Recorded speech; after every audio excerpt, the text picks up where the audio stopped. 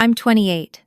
I work the early shift at a dental clinic on Maple Avenue, the kind of job where you go home with other people's problems in your gloves and your own problems still waiting on the doorstep.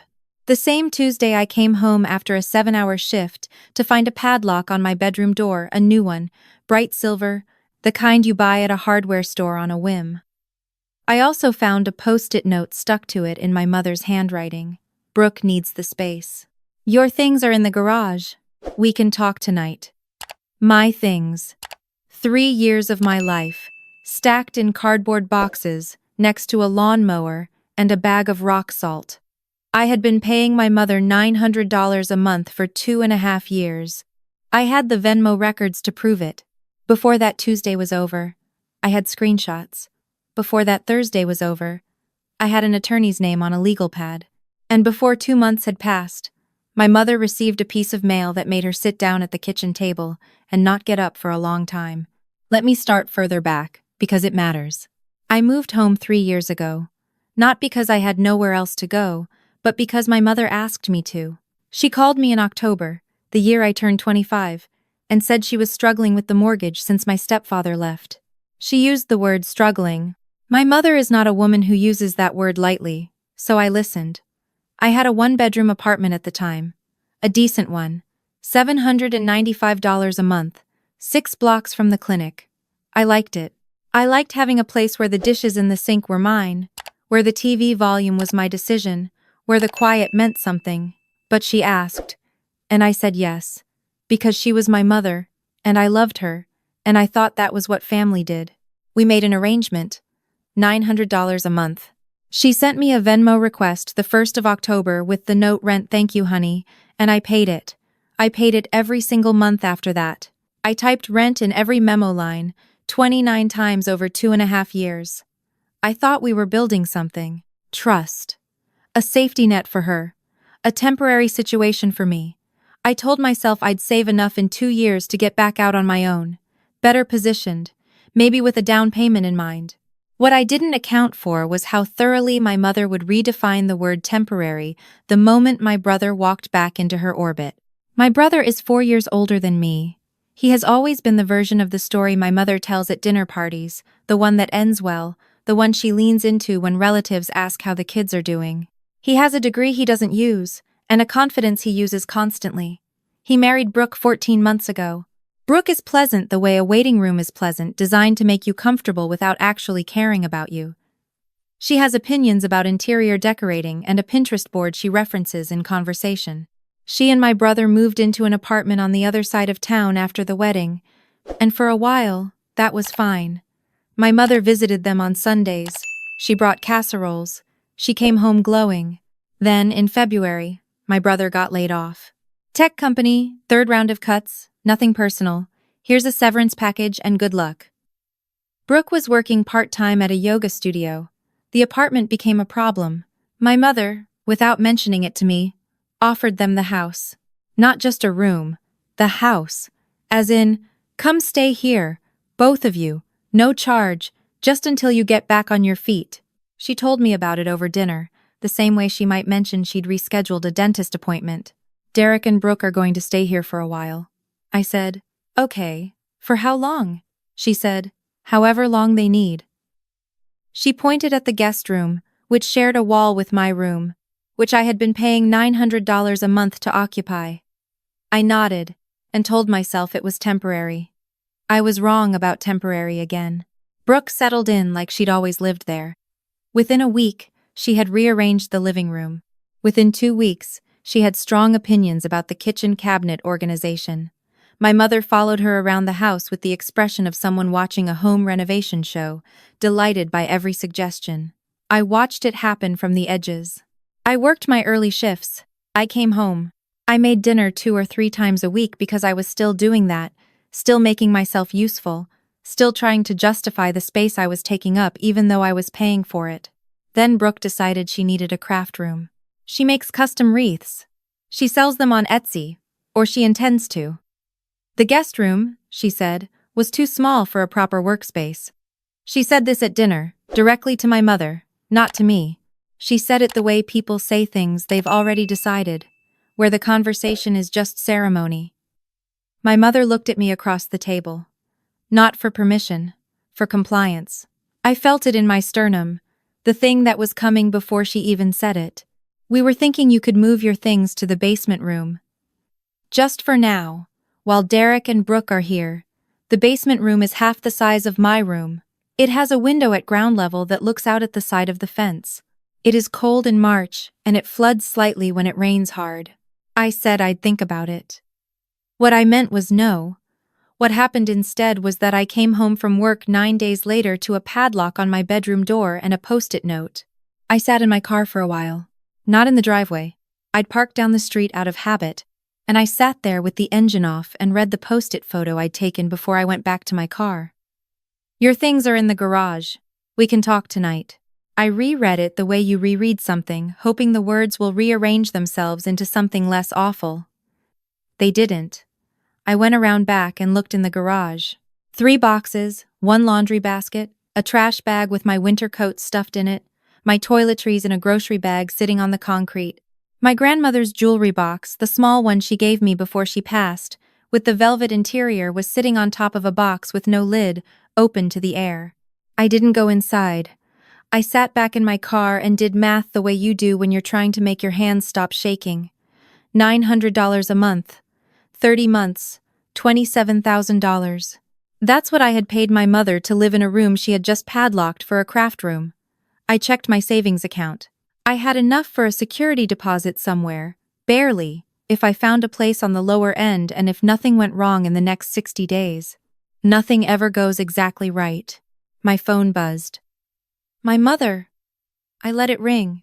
I called my coworker instead. Her name is Sandra. She's been at the clinic for 11 years, and she has the particular quality of calm that comes from having survived things. I told her what happened while I was still parked on the street. She didn't say I'm sorry or that's terrible, she said. Did you have anything in writing? I said no lease, just Venmo. She said, what did you write in the memo? I said rent. Every single time. She was quiet for a moment. Then she said, don't move anything. Don't agree to anything. Come to my house. Sandra's husband is a paralegal. Not an attorney, but he knows enough to know who to call and what it means. He sat across from me at their kitchen table with a yellow notepad and asked me 4 questions. Did I have a lease? No. How long had I been paying? 2.5 years. Did I have documentation? 29 Venmo transactions, every one labeled rent. Had my mother given me any written notice before changing the lock? No. He wrote something on the pad and underlined it. He said, in this state, you are a tenant at will. No written lease required. Month-to-month tenancy is established by conduct and payment. She was required to give you 30 days written notice before removing you. She gave you a post-it note. He looked up. That's an illegal lockout. I stared at the table. I had spent 2.5 years thinking I was a daughter helping her mother. It turned out I was also a tenant, and I had rights I didn't know I had, and my mother had violated them in a hardware store sometime that afternoon. He kept talking. He said there were 3 things I could do, and each one was separate, and each one was going to matter. First, an unlawful eviction complaint with the county. Second, small claims court for the maximum statutory amount. Third, and he paused here, the way someone pauses before they say something that lands differently than everything else. Had my mother been reporting the rental income on her taxes? I didn't know, but I had a feeling about it. I had a feeling the way you have a feeling about a tooth before an X-ray confirms it. I tried to resolve it first. I want to say that clearly, because it matters to me that I tried. I drove to the house the next morning. My mother was in the kitchen. Brooke was somewhere upstairs. My brother was on the couch with his laptop. I sat down across from my mother and I said, I need 30 days. That's the law. That's the minimum. She looked at me the way she'd been looking at me since Brooke arrived, like I was a piece of furniture that had turned out to be slightly the wrong size. She said, honey, Brooke needs to get settled. The craft room was her idea and it's going to be good for her business. I said, I have been paying you $900 a month for 2.5 years. She said, you were helping with the house. I said, you sent me a Venmo request every month that said rent. She looked out the kitchen window. She said, Don't make this bigger than it is. My brother looked up from the laptop. He said, "She just needs a little time to find something, Mom." Not to me, to her. Like I wasn't in the room. Like the conversation was about me but didn't require me. I stood up. I said, "I'll need a key to get my things from my room." My mother said she'd have my boxes ready. I left. By that evening, the family network had been activated. My aunt called at 6. She said she'd heard I was making things difficult for my mother. My cousin sent a text that said, "Derek and Brooke are going through a hard time. Can't you just find somewhere for a couple months?" My mother had called them.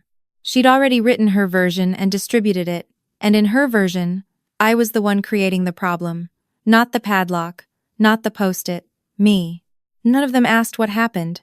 Not one person called to hear my side before they called to tell me to calm down. They passed her story around like it was fact, and I watched my phone light up with variations of the same message. Be patient, be kind, think about family. I put the phone face down and opened my Venmo history. I took screenshots of all 29 transactions. I saved them to the cloud. I saved the original post-it photo. I saved the text my mother had sent me 3 months earlier when I'd been 2 days late on a payment. Rent was due on the 1st. "Please send by tomorrow." Rent, her word, not mine. She had called it rent when she needed the money, and helping with the house when I needed my rights. I was building a file. She was building a narrative. Hers would make me look ungrateful at the next family dinner. Mine was going to have a stamp on it from the county clerk. I filed on a Wednesday morning. Sandra's husband helped me organize the paperwork the night before. Unlawful eviction complaint. Small claims, petition for $10,000, the state cap, and an IRS Form 3949A, which is the form for reporting unreported income. I walked into the county clerk's office at 8:45. The woman at the counter had reading glasses and the professionally patient expression of someone who has seen everything and is no longer surprised by any of it.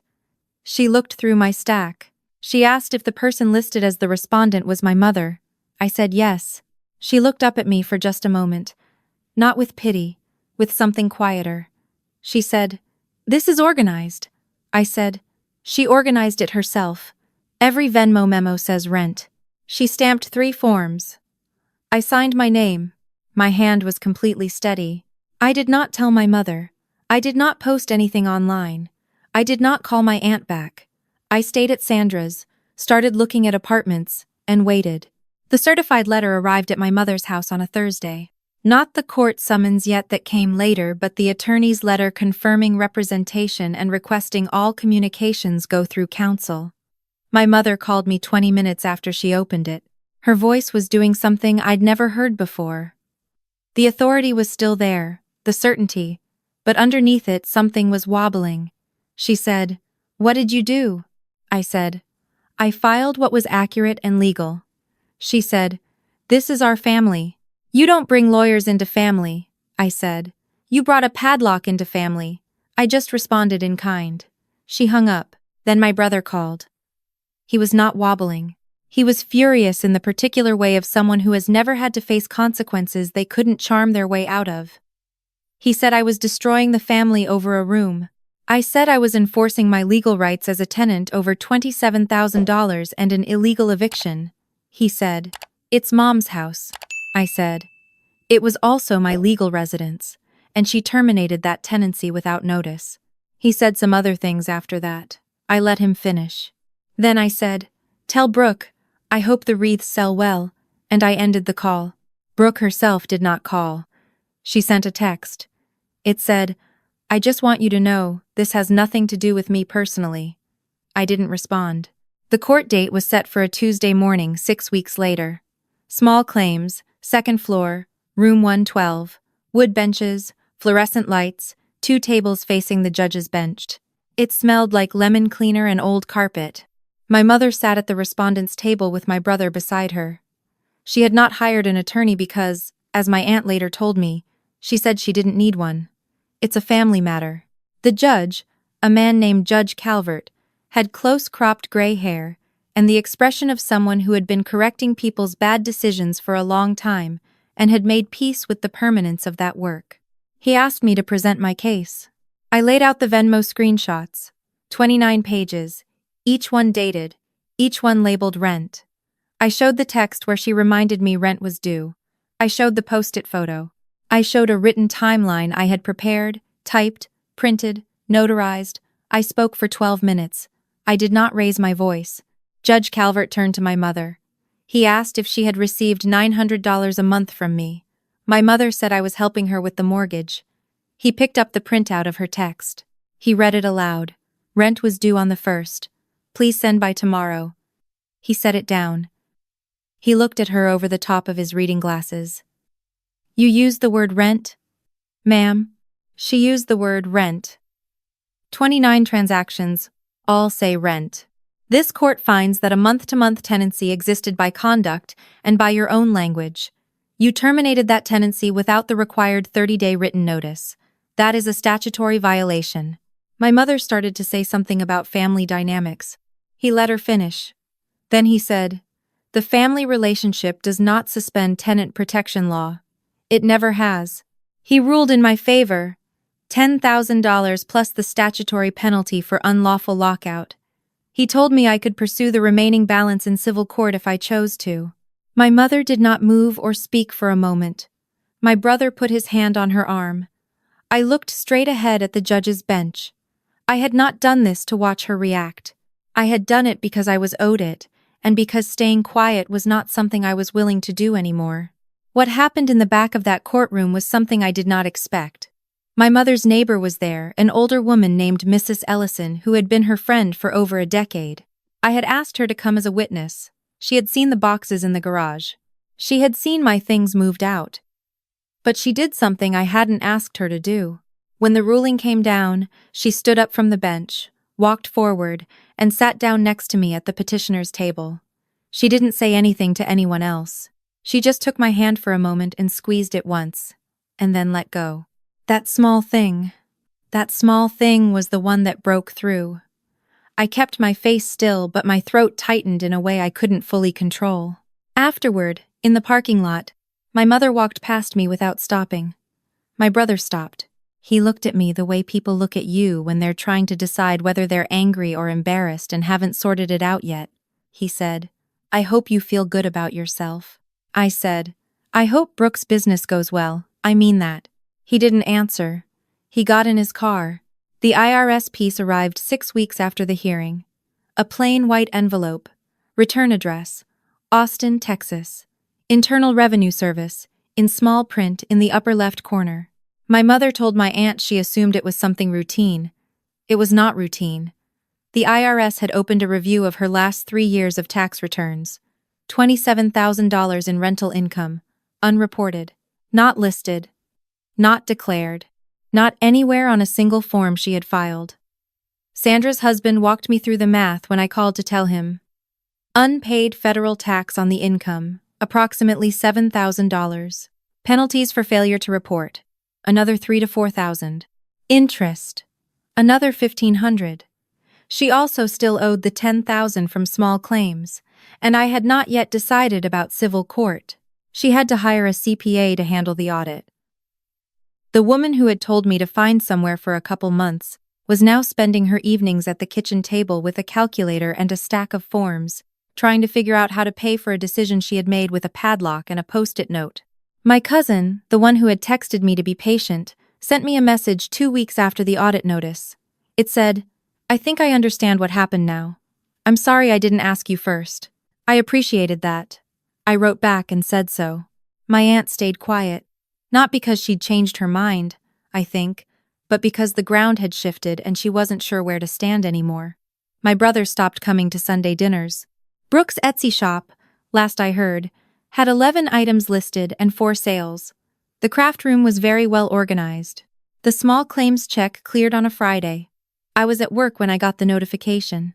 I was in the middle of a cleaning, and I excused myself for 1 minute, went to the break room, looked at my banking app, and then went back to work. I finished the appointment. I cleaned my instruments. I clocked out at 5:15 and sat in my car and let it feel real for a moment.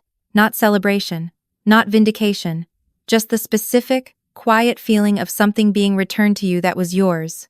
I found an apartment a week later. One bedroom, second floor, in a building 3 miles from the clinic, 11 minutes to work if I hit the lights right. Rent was $850 a month less than what I had paid my mother. The landlord was a retired couple who handed me an actual lease, 11 pages, with both our signatures on every copy. I read every page. I signed my name in ink and kept my copy in a folder. Sandra helped me move in on a Saturday. She brought her minivan and 2 laundry baskets of kitchen things she'd collected from yard sales over the years. A cast iron pan, a set of mismatched bowls, a cutting board with a hairline crack that she said didn't affect performance. She also brought a 6-pack of sparkling water and a card that said, "From one woman who asked questions to another." I put it on the refrigerator. I set up my bedroom first, made the bed, put my grandmother's jewelry box on the dresser. The velvet inside was slightly dusty from the garage, but otherwise undamaged. I cleaned it with a soft cloth and opened it the way I used to when I was small, just to hear the sound of the latch. On my second night in the apartment, I sat at my kitchen table and ate dinner. Soup from a can, crackers, a glass of water. Nothing remarkable. But the quiet was different from any quiet I'd had in 2.5 years. It wasn't the quiet of being tolerated or the quiet of making myself small enough not to take up too much space. It was just quiet. Mine. The lock on the door was mine. My mother called on a Sunday afternoon, about 3 weeks after I moved in. I was doing laundry. I almost let it go to voicemail. I picked up on the 4th ring. Her voice was different. The edges were worn down. Not soft, my mother doesn't really do soft, but the certainty that had always been in it, the quality of a person who has never genuinely doubted their own decisions, was less present. She asked how the apartment was. I said it was good. She said she was glad. There was a pause. I let it sit there. She said, "I want you to know I didn't think it would go this far." I said, "I know you didn't." She said, "Brooke and your brother, I just wanted them to be okay." I said, "I understand that. But wanting them to be okay and taking from me to make that happen are 2 different things." She was quiet. Then she said, "The IRS thing it's a lot to manage." I said, "I know." She said, Are you going to file the civil case?" I said I hadn't decided yet. That was the truth. I hadn't. There was another pause. She asked, "When did you get so hard to push around?" I said, "I was never easy to push around. I was just trying not to cause trouble." She said, "I thought that was the same thing." I said, "I know you did." We talked for 11 more minutes, not about the court or the money or my brother. About her garden, which had needed attention. About a coworker at the clinic who had gotten engaged. About nothing important. Before she hung up, she said, "I hope you're taking care of yourself up there." I said I was, and I meant it. I did not file the civil case. That was my decision, and I'm clear about it. It wasn't forgiveness, exactly, and it wasn't mercy. It was more that I had gotten what I needed, which was not just money but the acknowledgement in a courtroom, on the record, in front of a judge, that what happened to me was wrong, that I had been a tenant, that I had rights, that silence was not the same as agreement and patience was not the same as permission. I keep the lease in a folder in my desk drawer, not to remind myself of the fight, to remind myself what it feels like when something is in writing, when your name is on every page, when no one can move your things to the garage and hand you a post-it and call it a conversation. People ask me sometimes if I regret going to court. They mean against my own family. What I actually regret is the version of myself who spent 2.5 years making breakfast for a house that never said thank you, who paid rent every month and told herself she was investing in something. I regret the mornings I woke up in that house and tried to take up less space, talk less, ask for less, become quieter, become easier, as though the problem was the size of me. That version of me thought if she just tried harder, she'd eventually be seen. She was seen, eventually, just not the way she expected. I'm sitting at my kitchen table right now. The cast iron pan from Sandra is on the stove. The jewelry box is on the dresser down the hall. The lease is in the drawer. The lock on the door is mine. If you are somewhere right now where your labor is invisible and your patience is being mistaken for permission, I want to say something to you that nobody said to me for a long time. Keep your records. Know what you're owed. The relationship doesn't cancel the right, and asking for what is legally yours is not the same as betrayal. Sometimes the most important thing you build isn't a case. It's the moment you decide you're done explaining why you deserve to be treated fairly. If you've been in a situation like this, would you have gone to court? Or would you have let it go to keep the peace? Drop courthouse in the comments if you would have filed, or peace if you would have walked away. There's no wrong answer, but I'd love to know where you stand. And if someone in your life needs to hear this, share it with them. More stories like this one are in the description. I'll see you in the next one.